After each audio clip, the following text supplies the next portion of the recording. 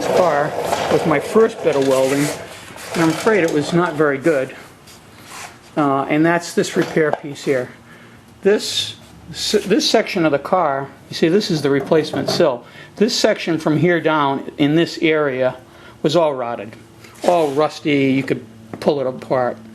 And this was fairly solid, but because you can get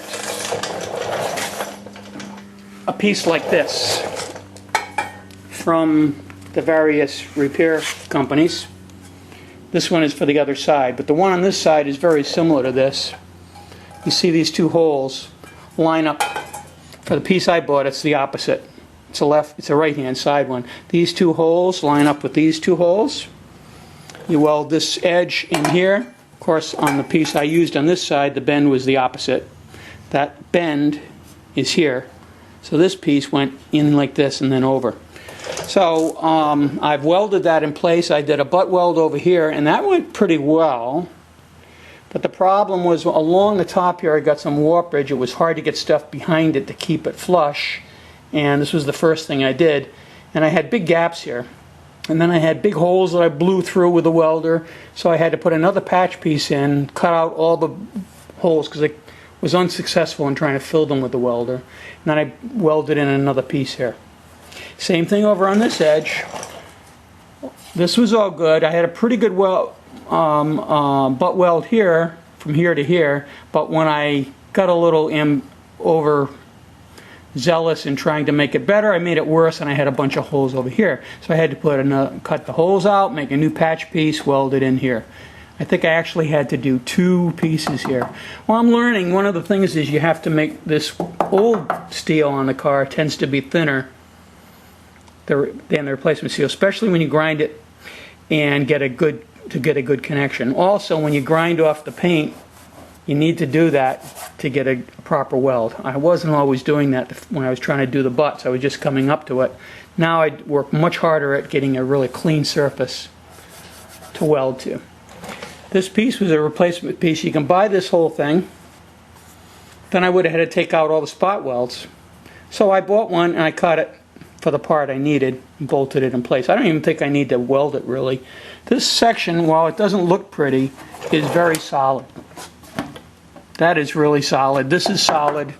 And while it doesn't look pretty, there's an inner splash plate that goes here. So you won't really see this unless you get down on your hands and knees underneath the car and look up. So I probably am not going to do anything more on that. I might try to fill in these holes a little, and if not, I will put some body filler in there, fill the holes in that way, so it won't be subject to corrosion. So that's where I am right now. I'm almost finished with the right side sill. It has to be welded in.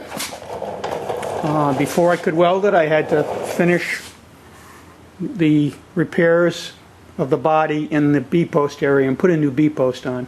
Oh, one other thing we did since the last time you saw the car was this area here on the A-post. What I had was a good flange here and nothing here and nothing here. It was all rotted.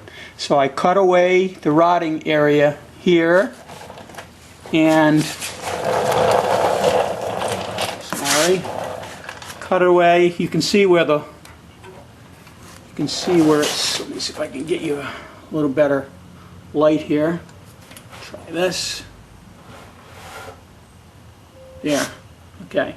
So you can see where it's been welded there. So the piece I made was another pattern, which I don't have the pattern handy right now. I made a pattern with a straight piece going down here and with one bend. And then I cut this flange so it would be exactly at the height of the front flange. And I left this piece long like the original parts are for welding in to the sill. That'll have to be bent in, but it's hard to get it in and out, so I bend it at the last time when I'm ready to weld it. So that piece was welded by my mentor, Bill Mack from Mack Motorsports in Bristol. He came in and helped me out, proved to me that most of my welding problems were operator error, not problems with the welder. although he wasn't too thrilled with my welder. It wasn't his favorite, but he was able to do some excellent welds here, along here and along here. So he welded that part in for me. And but I'm getting better at it. I'm using his settings, but I turn this welder down a little bit less because using his settings, it's very easy to blow holes in. I don't know how he avoids that, but I'm still an amateur, getting slightly better at the welding. It's getting to be as good enough to be a really strong assembly.